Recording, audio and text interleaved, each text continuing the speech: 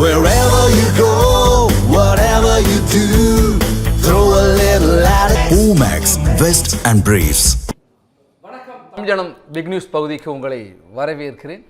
தேர்தல் ஆணையம் குறித்த மக்களவை எதிர்க்கட்சி தலைவர் ராகுல் காந்தியினுடைய தொடர் குற்றச்சாட்டுகள் விரக்தியின் வெளிப்பாடா அல்லது சதியா என்றுதான் இன்றைக்கு நாம் பேசியிருக்கிறோம். ஏன் விரக்தியா சதியா அப்படிங்கிற ஒரு கேள்வி எழுகிறது என்றால், ராகுல் காந்தி அவர்களுடைய கடந்த மாதம் ஒரு குற்றச்சாட்டை முன்வைத்தார். அதற்கு விளக்கத்தை கொடுக்க வேண்டும் என்று தேர்தல் ஆணையமும் சொன்னது. அந்த குற்றச்சாட்டு தவறானது, அடிப்படை ஆதாரமற்றது என்று தேர்தல் ஆணையம் மறுத்துவிட்டது. அதைத் தொடர்ந்து நேற்று தினம் செய்தியாளர்களை சந்தித்த பொழுது முதல்ல சொன்னது பீகாரில் வாக்காளர் பட்டியல் தீவிர திருத்த முகாமில் நடந்த முறைகேடு என்று அவர் சொல்கிறார். வாக்கு திருட்ட 65 லட்சம் பேருடைய பட்டியல் பெயர் பட்டியல் நீக்கப்பட்டிருக்குது, பெயர்களை நீக்கிட்டாங்க, வாக்காளர்களை நீக்கிட்டாங்கன்னு சொன்னார்.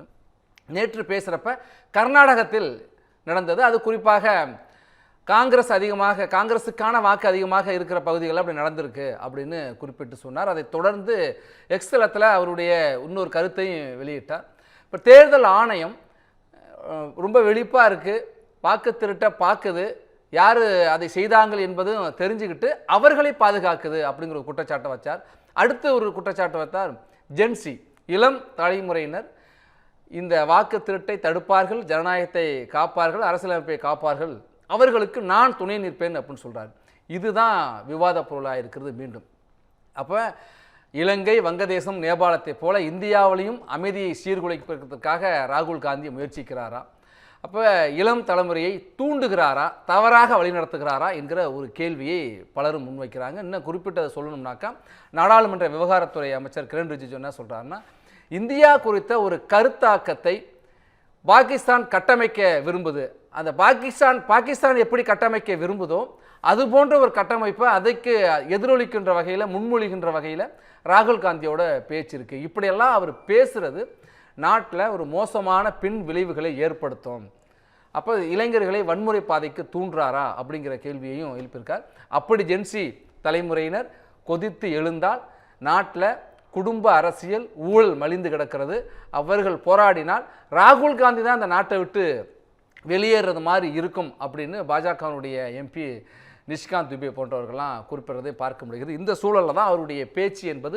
ஏன்னா நீங்கள் தேர்தலில் தொடர்ந்து தோத்துக்கிட்டே வர்ற காங்கிரஸ் தன்னுடைய தோல்வியை மறைக்க, பலகீனத்தை மறைக்க அரசமைப்பு நிறுவனத்தின் மீது ஒரு தவறான குற்றச்சாட்டை தொடர்ந்து முன்வைத்து கொண்டிருக்கிறது அப்படின்னும் பாஜகவினுடைய தலைவர்கள் சொல்கிறாங்க.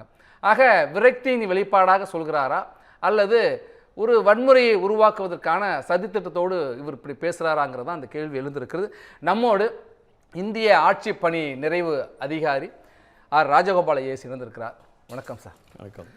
நீங்கள் ராகுல் காந்தியினுடைய குற்றச்சாட்டை பார்த்துக்கிட்டே வந்திருப்பீங்க. தொடர்ந்து அவர் இந்த குற்றச்சாட்டு என்பது எதை வெளிப்படுத்துது சார்?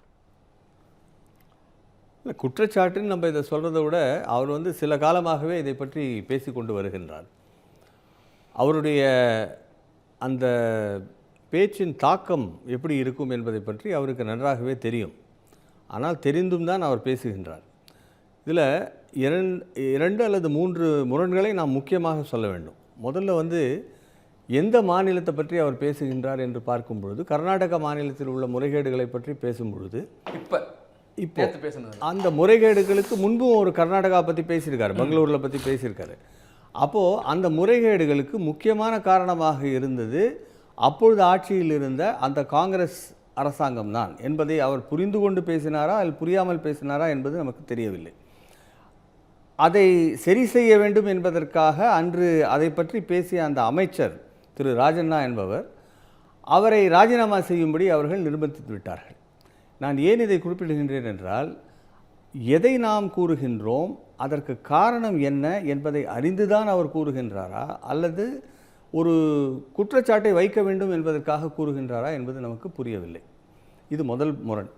இரண்டாவது முரண், அவர் இந்த ஸ்பெஷல் இன்டென்சிவ் ரிவிஷன் இதை பற்றி அவர் பேசுகிறார். எஸ்ஐஆர் பீகாரில் நடக்கிறத பற்றியும் பேசுகிறார். அதில் இருக்கிற முரண் என்னென்னா, உச்சநீதிமன்றத்தில் இது பற்றிய ஒரு வழக்கு இருக்குது. அந்த உச்சநீதிமன்றத்துடைய வழக்கிலேயே உச்சநீதிமன்றம் இந்த எஸ்ஐஆர், இந்த ஸ்பெஷல் இன்டென்சிவ் ரிவிஷனை நாங்கள் தடை செய்ய முடியாது, இல்லை நிறுத்தி வைக்க முடியாது என்று அவர்கள் திட்டவட்டமாக கூறிவிட்டார்கள். அதை கூறிய பிறகும் அதை செய்வது சரியல்ல, அதை செய்திருக்கக்கூடாது என்பது அப்படிப்பட்ட கருத்துக்களை அவர் கூறும் பொழுது உச்ச நீதிமன்றத்திற்கு எதிராகவே கருத்துக்களை அதன்படி அமைகின்றது. இது 2வது முரண். 3வது முரணை நீங்கள் பார்த்தீங்கன்னா, எலெக்ஷன் கமிஷனில் நேரடியாக இவர் சில பிரச்சனைகளை வைக்கிறார். எலெக்ஷன் கமிஷனில் அந்த சட்ட திருத்தம் ஏற்பட்டது, அந்த சட்ட திருத்தம் ஏன் ஏற்பட்டது, எப்படி ஏற்பட்டது, 2023 சட்ட திருத்தத்தை பற்றி அவர் பேசுகின்றார். அது மட்டும் இல்லாமல் எலெக்ஷன் கமிஷன் மீது அவர் சில குற்றச்சாட்டுகளை வைக்கின்றார். அதில் முக்கியமான பாயிண்ட் நம்ம என்ன பார்க்க வேண்டியிருக்குன்னா, எலெக்ஷன் கமிஷன் ஓரளவுக்கு நிச்சயமாக பொறுப்பு தான், அதை பற்றி நாம் இருவேறு கருத்துக்கள் இருக்க முடியாது. அதே சமயத்தில் பாரதிய ஜனதா கட்சியோ எந்த ஒரு கட்சியுமே ஒரு கட்சி, அது ஒரு அரசியல் கட்சி. எலெக்ஷன் கமிஷன்றது ஒரு தனி அமைப்பு, அது அரசியலமைப்பு சட்டத்தின் கீழ் உள்ள ஒரு அமைப்பு. அதனால் அந்த அமைப்புக்கும் எந்த கட்சிக்கும் எந்த ஒரு தொடர்பும் இருக்கவே முடியாது. அப்படி எலெக்ஷன் கமிஷன் மேலே உங்களுக்கு அவநம்பிக்கை இருக்குமானால் அப்போ அதை நீங்கள் முன்பே தெரிவித்திருக்க வேண்டும். அதுக்கு எஸ்ஐஆர் வரைக்கும் நீங்கள் சொல்ல வேண்டிய அவசியம் கிடையாது. எலெக்ஷன் கமிஷனுடைய நடவடிக்கைகளில் சில பிரச்சனைகள் இருக்குது என்றால் அந்த பிரச்சனைகள் என்ன என்பதை அவர் முன்கூட்டியே தெரிவித்திருக்கலாம். அது ஒன்று. 2வது, எலெக்ஷன் கமிஷன் கீழே ஒரு சீஃப் எலெக்ஷன் ஆஃபீஸர்னு ஒருத்தர் இருக்கார் மாநில அளவில். அந்த சீஃப் எலெக்ஷன் ஆஃபீஸர் தான் முக்கியமாக அந்த மாநிலத்தில் நடைபெறும் அத்தனை தேர்தல் சம்பந்தப்பட்ட நடவடிக்கைகளுக்கும் அவர் தான் பொறுப்பு. அவருக்கு கீழே மாவட்ட ஆட்சித்தலைவர்கள் இருக்கின்றார்கள். அந்த மாவட்ட ஆட்சித்தலைவர்கள் தான் மாவட்ட அளவிலே அந்த தேர்தல் பணிகளை கவனிக்கின்றார்கள். இப்படி இருக்கும் பொழுது இப்போ ஒரு எல்லாரும் சொல்கிறது எலெக்ஷன் கமிஷன் தானே பொறுப்பு அப்படின்றாங்க. எலெக்ஷன் கமிஷன்றதில் ஒரு 500 பேர் இருக்காங்க அங்கே வேலை செய்கிறவங்க. அது மேற்பார்வையிடும் பணி தான் அவங்க செய்ய முடியும். உண்மையான பணியை நீங்கள் ஃபீல்டு லெவல் ஒர்க்குன்னு பார்த்தீங்கன்னா, களப்பணியை செய்கிறது அந்தந்த மாநில அரசுகளை சேர்ந்த அதிகாரிகள். அவங்க அந்த சமயத்தில் எலெக்ஷன் கமிஷன் கீழே தானே வேலை பார்க்குறாங்க. அப்போ எலெக்ஷன் கமிஷன் தானே பொறுப்பாகுன்ற சொல்கிறது ஒரு நியாயமான ஒரு வாதம். ஆனால் அதில் கவனிக்க வேண்டியது என்னென்னா, அவங்க அந்த எலெக்ஷன் கமிஷனுக்கு கீழே 2 மாதங்களோ 3 மாதங்களோ வேலை செய்தால் கூட அதற்கு பிறகு அவர்கள் அந்த மாநில அரசின் கட்டுப்பாட்டில் தான் வேலை செய்தாக வேண்டும். நீங்கள் மாநில அரசுடைய நிபந்தனைகளுக்கும் ஆணைகளுக்கும் எதிராக நீங்கள் செயல்பட்டால் நிச்சயமாக அந்த 2 அல்லது 3 மாதங்களுக்கு பிறகு நீங்கள் மீண்டும் மாநில அரசின் கட்டுப்பாட்டில் வரும் பொழுது அந்த மாவட்ட ஆட்சித்தலைவர் மாற்றப்படுவார். இந்த இடத்துல சார் இன்னொரு கேள்வி வருது. இப்போ நீங்கள் மாவட்ட ஆட்சியராகவும் இருந்திருக்கீங்க, தேர்தலுக்கான பார்வையாளர்களுக்கும் பல மாநிலங்களுக்கும் சென்றிருக்கீங்க. இப்போ இந்த எஸ்ஐஆர் தீவிர சிறப்பு வாக்காளர் திருத்தம் இருக்குல்ல, இதுதான் சந்தேகத்தை ஏற்படுத்துது. ஏன் இவ்வளோ வருஷம் கழிச்சு இப்போ செய்கிறீங்க அப்படிங்கிற ஒரு கேள்வி. அதில் தான் பீகாரில் 65 லட்சம் பேருக்கு மேலே நீக்கிட்டாங்க அப்படின்னு சொல்கிறாங்க. இதுக்கு முன்னாடி மகாராஷ்டிராலையும் இது மாதிரி ஒரு குற்றச்சாட்டு சொன்னாங்க. அங்கே சேர்த்து முறைகேடு, இங்கே நீக்கி முறைகேடுங்கிறாங்க. இல்லை, எப்படி நடக்கும் சார்? ஆக்சுவலாக எஸ்ஐஆர் தேவைதானா? இல்லை, எஸ்ஐஆர்ன்றது உங்களுக்கு அவசியம். ஏன்னா எலெக்ஷன் கமிஷனுடைய அந்த இப்போ ஒன்று அரசியலமைப்பு சட்டத்தை எடுத்திங்கன்னா, யாருக்கு ஓட்டு போடக்கூடிய உரிமை யாருக்கு இருக்குது? அந்த வாக்களிக்கும் உரிமை ஒரு குடிமகனுக்கோ அந்த நாட்டுடைய குடிமகனுக்கு தான் இருக்குது. அப்போ அந்த அவங்களுக்கு தவிர இந்த நாட்டில் எவ்வளோ பேர் வசிக்கிறாங்க, அவங்களுக்கெல்லாம் ஆதார் கார்டு கொடுக்கப்படுகிறது. ஆனால் சில பேருக்கு ஆதார் கார்டு கொடுக்கப்பட்டாலும் அவர்கள் சிட்டிசன் கிடையாது, அவங்க குடிமகன் கிடையாது. அப்படி இருக்கும்பொழுது அவங்களுக்கு வாக்களிக்கும் உரிமை கிடையாது. அப்போ யாருக்கு வாக்களிக்கும் உரிமை இருக்கின்றது, யாருக்கு இல்லை என்று பாகுபடுத்துவது முக்கியம். அதை செய்ய வேண்டும் என்பதற்காக தான் இந்த எஸ்ஐஆர் என்பது முக்கியம். ஆதார் குடியுரிமைக்கான சான்றிதழ் இல்லை, குடியிருப்புக்கான சான்றிதழ், இருக்கிறாங்கிறதுக்கான சான்றிதழ். ஆமாம் ஆமாம், அதாவது ரெசிடென்சி ஸ்டேட்டஸ் தான் ஆதார், சிட்டிசன்ஷிப் ஸ்டேட்டஸ் ஆதார் கிடையாது. இதில் நிறைய பேருக்கு இந்த தெளிவு இல்லை. அவங்க என்ன நினைக்கிறாங்கன்னா, ஆதார் கார்டு கொடுத்துட்டாக்கா அவங்க இந்தியாவுடைய ஒரு குடிமகன் ஆகிட்டாங்க அப்படின்னு நினைக்கிறாங்க. அதுக்கு உண்மை இல்லை. அந்த குடியுரிமை அந்த ஸ்டேட்டஸ் உங்களுக்கு எப்போ வருது அப்படின்னா, நீங்கள் சிட்டிசனாக இருந்தால் தான். அது அரசாங்கம் தானே கொடுக்குது அந்த ஆதாரையும், அதுதானே. அப்போ எப்படி முறைகேடாக வெளிநாட்டுக்காரங்க வாங்குறாங்க அப்படின்னா கேட்குறாங்களே. இல்லை, அது ஆதார் திட்டம் வகுக்கப்பட்ட பொழுதே அப்படி தான் அது வகுக்கப்பட்டது. ரெசிடென்சி ஸ்டேட்டஸ் தான், அதாவது நீங்கள் அங்கே தங்கி இருக்கீங்களான்ற அந்த அடிப்படையில் தான் அது கொடுக்கப்படுகிறதே தவிர, நீங்கள் சிட்டிசன் அப்படின்ற அந்த அடிப்படையில் அது கொடுக்கப்படுவது கிடையாது. ஆனால் இதில் என்ன நடக்குது அப்படின்னா, ஒவ்வொரு ஆண்டும் அந்த இன்டென்சிவ் அந்த எலக்டோரல் ரோல்ஸ், அந்த வாக்காளர் பட்டியலை திருத்தம் செய்வதற்கான நடவடிக்கை மேற்கொள்ளப்படுகின்றது. யாரெல்லாம் 18 வயசு பூர்த்தி அடைகிறாங்களோ அவங்கெல்லாம் போய் அதில் சேர்ந்துக்கலாம், பேரை அவங்க கொடுக்கலாம். யாரெல்லாம் இறந்து போகிறாங்களோ அவங்க பேரெல்லாம் நீக்க வேண்டும். இதெல்லாம் செய்ய வேண்டியது எலெக்ஷன் கமிஷனுக்கு கீழே செயல்படும் மாவட்ட ஆட்சித்தலைவர் மற்றும் அந்த மாநிலத்தின் சீஃப் எலெக்ஷன் ஆஃபீஸர். அது ஆண்டுதோறும் நடக்கிறப்ப ஏன் எஸ்ஐஆர்னு ஒன்று தேவை? அது தேவை எப்படின்னா, அதில் பல தவறுகள் நிகழ்ந்திருக்கக்கூடும். அந்த தவறுகள் எப்படி நிகழ்துன்னா, இது எப்படின்னா ஒரு இன்க்ரிமெண்டல் எஃபர்ட். ஏற்கனவே ஒரு பேஸ் இருக்குது. அதுக்கு மேலே வந்து நீங்கள் வந்து மேலும் மேலும் சில நடவடிக்கைகளை மேற்கொள்கிறீங்க. அதை வந்து சீர்திருத்தம் அப்படின்றதுனால மேற்கொள்கிறீங்க. ஆனால் எப்போது ஒரு முறை நீங்கள் 5 ஆண்டுகளுக்கு ஒரு முறையோ 10 ஆண்டுகளுக்கு ஒரு முறையோ அந்த மொத்த கட்டமைப்பையும் நீங்கள் பார்க்க வேண்டிய அவசியம் இருக்குது.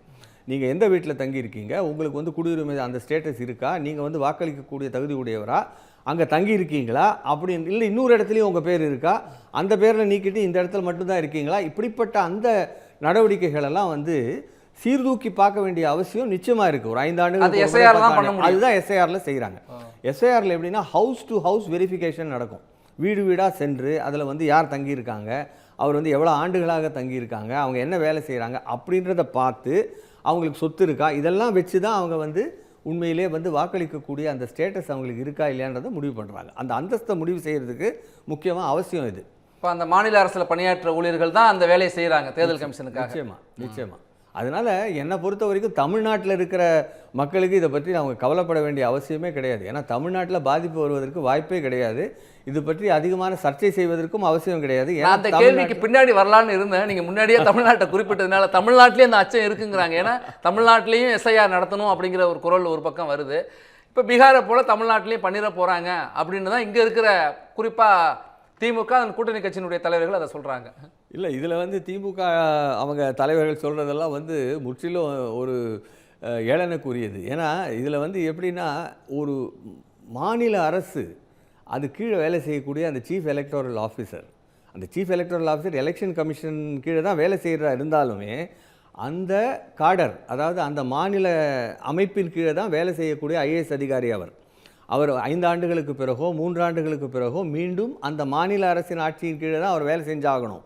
ஆனால் மாநில அரசின் கட்டுப்பாட்டில் தான் அந்த அதிகாரி அவருடைய 30-40 ஆண்டுகள் அந்த கேரியர் ஃபுல்லாக அவர் வந்து அங்கே தான் வேலை செய்ய போகிறாரு. அந்த பணிக்காலத்தில் அவர் அங்கே இருக்கும் பொழுது நிச்சயமாக மாநில அரசை பகைச்சிட்டு அவரால் வேலை செய்ய முடியாது. அதே சமயத்தில் அவர் கீழே வேலை செய்கிற மாவட்ட ஆட்சித்தலைவர்களுமே வந்து அந்த மாநில அரசால் நியமிக்கப்படுபவர்கள். அவங்களுமே வந்து இந்த எலெக்ஷன் கமிஷன் கீழே வரக்கூடிய அந்த 3 அல்லது 4 மாதங்கள் மட்டும் எலெக்ஷன் கமிஷன் படி சொல்லிட்டாங்க, நம்ம வேறு மாதிரி செஞ்சுட்டு அதுக்கப்புறம் திரும்ப அவங்க தான் அந்த மாநில அரசு கீழே தான் வேலை செஞ்சாகணும் கலெக்டராக. அதனால் நிச்சயமாக யாருமே வந்து அந்த அந்த எலெக்ஷன் கமிஷன் ஆகட்டும் அவங்க வந்து எந்த ஒரு மாநில அரசையும் பகைச்சிட்டு வேலை செய்ய முடியாது. அதில் தான் சார் ராகுல் காந்தியோடைய கேள்வி என்ன அப்படின்னா, நேற்று முன் வச்சதில் இந்த ஆன்லைன் மூலமாக நிறைய வந்து இந்த மோசடியானது நடந்திருக்கிறது. ஓடிபி ஒரு நம்பர்லேருந்து ஒருத்தருக்கே வந்து நிறைய பேரை நீக்கியிருக்காங்க. அதிகாலையில் நடந்திருக்கு, 4-4:30 மணிக்கெலாம். அதை தான் வந்து குறிப்பிட்டு சொல்கிறார். ரொம்ப விழித்திருந்து நீங்கள் பாருங்கள், தேர்தல் கமிஷன் எல்லாத்தையும் பார்க்குது, ஆனால் வந்து யாருக்கு பாதுகாப்பாக இருக்கணுமோ அவங்களுக்கு இல்லாமல் இதை செய்கிறவங்களுக்கு பாதுகாப்பாக இருக்குன்னு அந்த குற்றச்சாட்டை முன்வைக்கிறார். அப்படி நடக்கிறதுக்கு சாத்தியம் இருக்கா? தேர்தல் ஆணையம் அதை மறுத்துட்டு, அதுக்கு ஆன்லைனில் பண்ண வாய்ப்பே இல்லைன்னு தேர்தல் ஆணையம் மறுத்துட்டு, ஆனால் இவர் சொல்கிற குற்றச்சாட்டு தொடர்ந்து அதை அழுத்தி சொல்கிறார். அது இல்லை, நடைமுறையில் வந்து எது நடக்கிறது அப்படின்றத நம்ம பார்க்கும்பொழுது தேர்தல் ஆணையம் நிச்சயமாக நடைமுறையில் எந்த ஒரு தவறையும் செய்வதற்கு வாய்ப்பு கிடையாது. ஏன்னா தேர்தல் ஆணையம் வந்து ஒரு தவறான ஆணையை பிறப்பித்தாலோ அல்லது தவறான அறிவுரைகளை வழங்கினாலோ, ஒரு மாநில அரசுக்கோ இல்லை மொத்தமாக எல்லா மாநில அரசுகளுக்கும் வந்து ஒரு தவறான அறிவுரை வழங்கினாலோ உடனடியாக நீங்கள் வந்து நீதிமன்றத்துக்கு சென்று அதை வந்து தடை ஆணை பெறுவதற்கு வாய்ப்புகள் இருக்குது. ஆகவே தேர்தல் ஆணையம் என்பது நேரடியாக ஒரு தவறான ஆணையோ இல்லை அறிவுரையோ வழங்க முடியாது. இது முதல் பாயிண்ட்.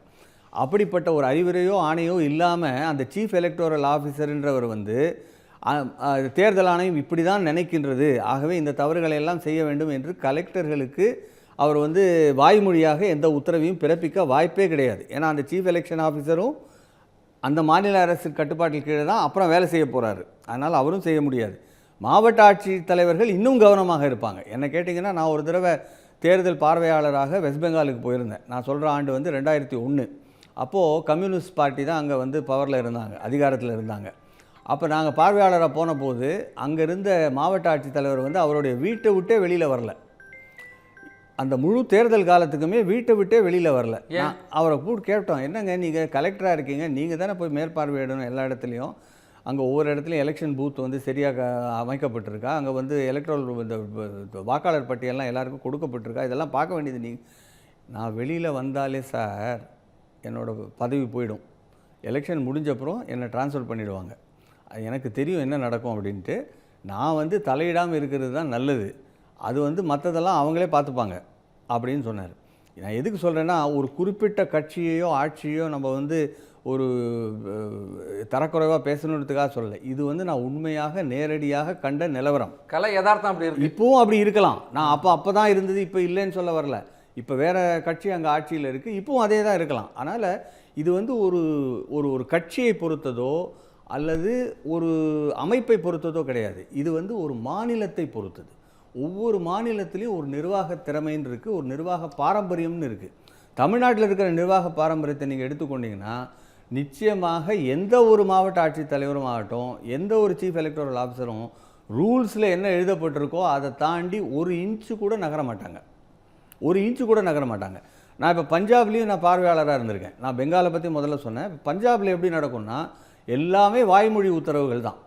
கலெக்டர் வந்து இப்போது கீழே இருக்கிற அந்த எலெக்ஷன் தாசில்தார்னு ஒருத்தர் இருப்பார் அங்கே தாலுகா லெவலில்.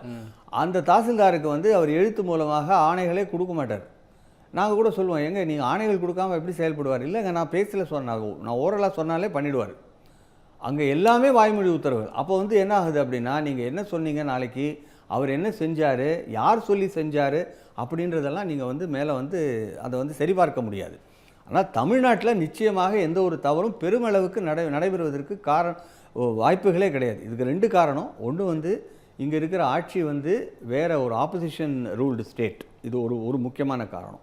2வது, தமிழ்நாட்டில் இருக்கிற நிர்வாக பாரம்பரியம் வந்து மற்ற மாநிலங்களோ ஒப்பிடுகையில் இப்போ காலங்காலமாக இருக்குது. ஆமாம், காலங்காலமாக இந்த நிர்வாக அமைப்பு வந்து ஓரளவுக்கு வந்து ஆணைகளின் அடிப்படையில், சட்டத்தின் அடிப்படையில் நடைபெறும் நிர்வாகம். சார், இப்போது இந்திய தலைமை தேர்தல் ஆணையர்களாக இருந்த இப்போ நம்ம இதே போன்ற ஒரு நிகழ்ச்சியில் முன்னாள் தலைமை தேர்தல் ஆணையர் என் கோபால்சாமியும் ரொம்ப ஆணித்தரமாக சொன்னார், இப்படி எந்த முறைகேடு நடக்க வாய்ப்பு இல்லை, இந்த முறைகேடுகள்லாம் ஏதோ ஒரு அரசியல் ஆதாரத்துக்காக சொல்கிறாங்க அப்படின்னு. அதைத்தான் குரோஷியும் சொல்கிறாரு, அதைத்தான் ராவத்தும் சொல்கிறாரு, அதைத்தான் அசோக் லாவாசாவும் சொல்கிறாரு. இவ்வளவு பேர் சொன்னாலும் கூட தொடர்ச்சியாக நாடாளுமன்றத்தினுடைய மக்களவை எதிர்க்கட்சி தலைவர், அவர் ஒரு கேபினட் அமைச்சருக்கு நிகரான ஒரு பொறுப்பு, நிழல் அமைச்சரவைன்னு சொல்கிறாங்க. ஒரு அரசியல் சாசன அமைப்பு, தன்னாட்சி அமைப்பு தேர்தல் ஆணையம். இப்போ அதன் மீது இப்படி சந்தேகத்தை ஏற்படுத்துகின்ற வகையில் தொடர்ச்சியாக வைக்கிற கேள்வி என்பது ஜனநாயகத்தில் என்ன தாக்கத்தை ஏற்படுத்தும்? இல்லை, இதில் நீங்கள் 2 கோணங்களில் பார்க்க வேண்டியது அவசியம். வாக்காளர் பட்டியலில் முறைகேடுகள் நாடு முழுவதுமாக பார்க்கும் பொழுது தவறான பெயர்கள் இடம்பெற்றிருக்கின்றனவா, மற்றும் யாருக்கெல்லாம் வந்து சில இடங்களில் வந்து இங்கே ஒரு வாக்கு இருக்குது, இன்னொரு இடத்துலையும் ஒரு வாக்கு இருக்குது, அப்படிப்பட்ட ஒரு சூழ்நிலை நிலவுகின்றதா என்றால் இருக்குது. அந்த நிலவரம் இல்லைன்னு சொல்ல முடியாது. ஆகவே வாக்காளர் பட்டியலை திருத்த வேண்டிய அவசியம் நிச்சயமாக இருக்கின்றது. ஆனால் அதே சமயத்தில் இப்பொழுது இருக்கும் தேர்தல் ஆணையம் தான் அதற்கு பொறுப்பு என்று கூறுவது தவறு. இது வந்து தொன்று ஒரு 20 ஆண்டு காலமாக நடைபெற்று வந்த ஒரு நிர்வாக ஒரு ஸ்லாக்னஸ்ன்னு சொல்லுவேன். அதாவது கவனம் இல்லாமல் நடைபெற்ற ஒரு நிர்வாகத்தால் இப்படிப்பட்ட ஒரு சூழ்நிலை ஏற்பட்டுள்ளது. அதாவது தேர்தல் ஆணையம்னா எப்படி பண்ணியிருக்கலாம் அப்படின்னா, நீங்கள் வந்து டெஸ்ட் கேஸ் செக்கிங் பண்ணியிருக்கலாம். இவங்க என்ன பண்ணலாம், இப்போ ஒரு விருதுநகர் கான்ஸ்டியூன்சியா, சரி, நான் இங்கே தேர்தல் ஆணையத்திலேருந்து ஒரு அதிகாரி வருவார், ஒரு ஒரு ஒரு 1000 இதை வந்து செக் பண்ணுவார், 1000 வாக்காளர்களை பல்வேறு இடங்களில் சட்டமன்ற தொகுதிகளில் செக் பண்ணுவார்.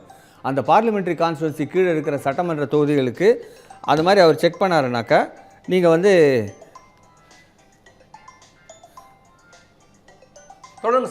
அது மாதிரி அவர் வந்து செக் பண்ணார் அப்படின்னா, நீங்கள் அந்த சட்டமன்ற தொகுதிகளில் ஏதாவது தவறுகள் இருக்கான்னு கண்டுபிடிச்சா அந்த தேர்தல் அதிகாரி மீது அப்போவே நீங்கள் நடவடிக்கை எடுக்க முடியும். இப்போ என்ன சூழ்நிலை ஏற்பட்டுடுச்சுன்னா, எந்த காலத்தில் இந்த தவறு ஏற்பட்டது, இந்த தவறான ஒரு வாக்காளர் பட்டியலை வந்து நீங்கள் வந்து யாரை சேர்த்துருக்கீங்களோ இல்லைன்னா நீங்கள் விலக்கியிருக்கீங்களோ, இதெல்லாம் எந்த காலத்தில் நடந்தது சொல்லுவது கூட கடினம். ஆனால் இன்றைக்கி இருக்கிற சூழ்நிலையில் நீங்கள் பார்க்கும்பொழுது தேர்தல் ஆணையம் ஒரு முக்கியமான ஒரு ஒரு ஒரு பிழை நடந்திருக்குன்றது நமக்கு ஒத்துக்க முடியுது. என்ன பண்ணியிருக்காங்கன்னா, ஆதார் கார்டை வந்து ஒரு வெரிஃபிகேஷன் ஸ்டேட்டஸுக்கு அவங்க எடுத்திருக்கலாம் பீகார் இன்டென்சிவ் ரிவிஷன் தொடங்கின போது. ஆனால் அவங்க செய்யாததுக்கு என்ன காரணம்னு நமக்கு தெரியல. அதுதான் அப்புறம் உச்சநீதிமன்றத்தில் கேஸ் போன போது உச்சநீதிமன்றத்தில் சொல்லியிருக்காங்க, ஆதார் கார்டையும் நீங்கள் வந்து ஒரு வெரிஃபிகேஷனுக்கு நிச்சயமாக எடுத்துக்கணும் அப்படின்னு சொல்லியிருக்கிறது. அது ஒரு சரியான ஒரு ஆணையாக தான் நான் பார்க்குறேன். ஆனால் அப்போ அதுக்கு முன்னாடி அது உச்சநீதிமன்றம் தான் அதை சொன்னதுக்கு அப்புறம் தான் எடுத்துக்கிறாங்க, அதுக்கு முன்னாடி ஏற்றுக்கல தேர்தல் ஆணையம், அதை ஏற்றுக்கலை. அதுக்கு முன்னாடி ஏற்றுக்கலை. அதுக்கு காரணம் வந்து பல இருந்திருக்கலாம். ஒன்று வந்து இதுக்கு முன்பு நடைபெற்ற எஸ்ஐஆர்ன்றது இந்த இந்த நடவடிக்கை 2003 நடைபெற்றது. அப்போ நடைபெற்ற போது ஆதார் கார்டு கிடையாது. எப்போவுமே அரசாங்கத்தில் வந்து ஒரு துறையில் எப்படி நடவடிக்கை எடுப்பாங்கன்னா, முன்னாடி எப்படி நடவடிக்கை எடுத்தாங்கன்னு பார்த்துட்டு அதன் அடிப்படையில் தான் இப்போ நடவடிக்கை எடுப்பாங்க. அப்போ ஆதார் கார்டு இல்லையா, சரி இப்போவும் ஆதார் கார்டு எடுக்க வேண்டியதில்லை அவசியம் அப்படி இல்லை, அந்த மாதிரி இருந்திருக்கலாம் ஒன்று. ரெண்டாவது, மற்ற பல 11 டாக்குமெண்ட் நாங்கள் கொடுத்துருக்கோம். அந்த 11 டாக்குமெண்ட்டில் நீங்கள் எதாவது ஒன்று கொடுத்தீங்கன்னா கூட போதும், ஆதார் கார்டு தேவையில்லைன்னு. மூணாவது, நான் முன்கூட்டியே நான் சொன்னது போல் ஆதார் கார்டுன்றது வந்து வெறும் வந்து ரெசிடென்சி ஸ்டேட்டஸ் தானே தவிர சிட்டிசன்ஷிப் ஸ்டேட்டஸ் கிடையாது. அப்போது ஒரு நேபாளிலேருந்தோ இல்லை பர்மா மியான்மார்லேருந்தோ இல்லை பங்களாதேஷ்லேருந்தோ எவ்வளோ பேர் வந்து இங்கே வந்து அகதிகளாக வந்திருக்காங்க. அந்த அகதிகளாக வந்தவங்கெல்லாம் ஆதார் கார்டு வாங்கியிருக்கக்கூடிய வாய்ப்பு இருக்குது. அப்போ அவங்களெல்லாம் நீங்கள் எப்படி கண்டறிய முடியும்? ஆதார் கார்டின் அடிப்படையில் நீங்கள் அதனாலையும் எலெக்ஷன் கமிஷனை வந்து ஆதார் கார்டை வந்து நம்ம எடுத்துக்க மாட்டோம் அப்படின்னு முடிவு எடுத்துருக்கலாம். இதெல்லாம் இந்த பார்டர் கண்ட்ரீஸில், பார்டர் ஸ்டேட்ஸ், பார்டர் நம்ம கண்ட்ரீஸ், அந்த பார்டர் கண்ட்ரி, அந்த தேசங்கள்லேருந்து வரக்கூடிய வாய்ப்புகள் இருக்கிறதுனால அந்த மாநிலங்கள், அதாவது Burma, Bihar, Bengal, north eastern States, இந்த மாதிரி அந்த மாநிலங்கள்லாம் வந்து இன்னும் நம்ம ரொம்ப கவனத்தோடு செய்ய வேண்டிய அவசியம் இருக்குது. அந்த கவனம் இருக்குன்னு சொல்கிறப்ப சார், 2023 தான் ராகுல் காந்தி குறிப்பிட்டு பேசினார். 2023 கர்நாடக மாநிலத்தில் அலந்த் தொகுதியில் 6018 ஓட்டு வாக்காளர்களை நீக்கிட்டாங்க அப்படின்னு. ஆனால் அந்த குற்றச்சாட்டு வைக்கிறப்ப நீங்களே குறிப்பிட்டீங்க யார் அங்கே ஆட்சியில் இருந்தாங்க அப்படிங்கிறது. இன்னொன்றையும் தேர்தல் ஆணையம் விளக்கத்தை கொடுக்குறப்ப அதை முதல்ல கண்டுபிடிச்சதே வந்து தேர்தல் ஆணையம் தான் புகாரே கொடுத்துச்சு அப்படின்னு சொல்கிறாங்க. அப்படின்னா இவங்க ராகுல் காந்தி தரப்போ அல்லது காங்கிரஸ் தரப்பு முன்வைக்கிறது என்னன்னாக்கா, விரிவான விவரங்களை கொடுங்க, டீட்டெயில் ரிப்போர்ட் கொடுங்க அப்படின்னு 18 முறை கேட்டிருக்கோம். ஆனால் பார்ஷியல் ரிப்போர்ட் தான் கொடுக்குறாங்க. அப்போ முழு விவரத்தை கொடுக்கறதுல தேர்தல் ஆணையத்துக்கு என்ன நடைமுறை சிக்கல்? இல்லை, விவரங்களை கொடுக்கலான்றது தான் என்னுடைய கருத்தும் கூட. ஆனால் கருத்துக்கு இதில் வந்து முழுசாக இருக்கா இல்லையான்றதை வந்து யார் ஆய்வு செஞ்சுருக்காங்கன்றது எனக்கு தெரியல. தேர்தல் ஆணையம் வந்து அவங்க தரப்புலேருந்து எந்த ஒரு விளக்கத்தையும் கொடுக்கக்கூடிய ஒரு வாய்ப்பு கிடையாது. அவங்க வந்து என்ன பண்ணுவாங்கன்னா, உடனடியாக கர்நாடகாவில் இருக்கிற அந்த சீஃப் எலெக்ஷன் ஆஃபீஸரை தான் கேட்பாங்க. நான் இந்த மாதிரி எங்களுக்கு ஒரு கேள்வி வந்திருக்கு, இதுக்கான விளக்கம் கொடுக்கணும், நீங்கள் வந்து விளக்கத்தை எங்களுக்கு அனுப்புங்க, நாங்கள் அதை சரி பார்த்து அவங்களுக்கு அனுப்புவோம் அப்படின்னு தான் கொடுப்பாங்க. ஏன்னா உண்மையான நடவடிக்கை எங்கே வந்து உங்களுக்கு ஃபீல்டு லெவல் சிச்சுவேஷன் அதை கண்ட்ரோல் பண்ணது, அதை மானிட்டர் பண்ணது, சூப்பர்வைஸ் பண்ணது யாருன்னு பார்த்தீங்கன்னா கர்நாடகாவில் இருக்கிற சீஃப் எலெக்டரல் ஆஃபீஸர் தான். அந்த சீஃப் எலெக்ஷன் ஆஃபீஸர் என்ன அறிக்கை அனுப்புகிறாரோ அதன் அடிப்படையில் தான் எலெக்ஷன் கமிஷன் அவருக்கு பதில் கொடுத்துருப்பாங்க. இப்போ அந்த சீஃப் எலெக்டரல் ஆஃபீஸர் என்ன பதில் கொடுத்தாருன்றதை நம்ம முதல்ல பார்க்கணும். சீஃப் எலெக்டரல் ஆஃபீஸர் கொடுத்த பதிலையே தான் தேர்தல் ஆணையமும் கொடுத்துருக்கு அப்படின்னா நம்ம தேர்தல் ஆணையம் மீது நம்ம எந்த ஒரு பழியும் சுமத்த முடியாது. ஏன்னா கர்நாடக தேர்தல் ஆணையம் நாங்கள் கேட்ட வார்த்தைலாம் நாங்கள் முன்னாடியே கொடுத்துட்டோம் அப்படிங்கிறாங்க. ஆமாம், ஏன்னா கர்நாடகா வந்து இப்போவும் அங்கே ஆட்சியில் இருக்கிறது காங்கிரஸ் ஆட்சி தான். அங்கே இருக்கிற சீஃப் எலெக்டரல் ஆஃபீஸர் வந்து அந்த கர்நாடகா காடருக்கு உட்பட்ட அதிகாரி தான் இப்போவும் அங்கே செயல்பட்டு இருக்காரு. இப்போ வேணால் அவர் எலெக்ஷன் கமிஷனுக்கு கீழே அவர் வந்து கண்ட்ரோலில் வராரு. இன்னும் 2 வருஷம் கழித்து அவருடைய டென்யூர் முடியும். அது முடிஞ்ச பிறகு திரும்ப அவர் வந்து கர்நாடகா அரசு கீழே தான் அவர் வந்து மீதி இருக்கும் 10 ஆண்டுகளோ 20 ஆண்டுகளோ அங்கே தான் அவர் செயல்பட்டு அவங்க பணி செஞ்சாகணும். ஆகவே அவர் கர்நாடகா அரசை பகைச்சிட்டு எந்த நடவடிக்கையும் எடுக்க மாட்டார். சரியான நடவடிக்கை தான் எடுத்திருப்பார். அப்போ அவர் கொடுத்த விளக்கத்தில் தேர்தல் ஆணையம் திரிச்சோ இல்லை மாற்றி அமைத்தோ கொடுத்திருந்தால் நம்ம தேர்தல் ஆணையத்தின் மீது நிச்சயமாக பழி சுமத்த முடியும். கர்நாடகா அரசில் இருக்கிற அந்த சீஃப் எலெக்ஷன் ஆஃபீஸர் என்ன பதில் கொடுத்தாருன்றது நமக்கு தெரியணும். சார், நம்ம நிறைவு பகுதிக்கு வந்துட்டோம் சார். கிரண் ரிஜிஜு மத்திய அமைச்சர் என்ன சொல்கிறாருன்னா, நீங்கள் தொடர்ந்து காங்கிரஸ் தோத்துக்கிட்டே வருது, அந்த தோல்விக்கு அவர் பொறுப்பேற்றுக்கணும், தோல்விங்கிற அந்த பலகீனத்தை மறைக்கிறதுக்காக தான் இப்படி இளம் தலைமுறையை இளைஞர்களை வன்முறைக்கு தூண்டுற வகையில் அவர் பேசுகிறார் அப்படின்லாம் சொல்கிறாங்க பாஜக தரப்பில். இப்போ ஜென்சி குறிப்பிட்டு அவர் சொல்கிறதுனால இப்போ நேபாளம் போல், வங்கதேசம் போல், இலங்கை போல் இங்கே அந்த இளம் தலைமுறை அப்படி ஒரு கிளர்ச்சியையோ போராட்டத்தை நடத்துறதுக்கான வாய்ப்பு இருக்கா? அவர்களை தூண்டும் வகையில் ராகுல் காந்தி பேசுகிறாரா? ராகுல் காந்தி எனக்கு அவருடைய புரிதலை பற்றிய சில பிரச்சனைகள் இருக்குது. ஏன்னா அவர் வந்து ஒரு தேசிய அளவில் ஒரு பெரிய தலைவராக இருக்கணும், ஒரு LOP leader of the opposition. இரண்டாவது, ஒரு பெரிய பாரம்பரியம் மிக்க ஒரு குடும்பத்திலேருந்து வந்திருக்காரு. அந்த குடும்பத்தில் இருக்கிறவங்கெல்லாம் என்ன செஞ்சுருக்காங்கன்னு அவர் பார்க்கணும். நம்முடைய நாட்டின் ஒருமைப்பாட்டுக்கு, நம்முடைய நாட்டின் பெருமைக்கு குந்தகம் விளைவிக்காத நடவடிக்கைகளை தான் அவர் மேற்கொள்ளணும். இப்போ நாட்டில் வந்து நம்ம ஒரு பெரிய ஜனநாயக நாடாக வந்து இன்னமும் வந்து பெருமையோடு நம்ம உலகத்தில் நம்ம பார்க்கப்படுகின்றோம். அப்படி இருக்கும் பொழுது நீங்கள் ஜனநாயகமே ஒரு கேள்விக்குறியாகிவிட்டது என்று அப்படிப்பட்ட ஒரு அபிப்பிராயத்தை அவர் உருவாக்கும் பொழுது நிச்சயமாக நாட்டுக்கு வந்து ஒரு சின்ன ஒரு தலைகுனிவு ஏற்படுவதற்கு வாய்ப்பு இருக்கின்றது. அது அவர் கவனத்தில் கொள்ளணும். அது பெரிய பிரச்சனை கிடையாது. இது களப்பணி. அதாவது இந்த ஃபீல்டு சிச்சுவேஷனுக்கு காரணம் என்னன்றதை ஒரு முதல்ல புரிஞ்சுக்கணும்.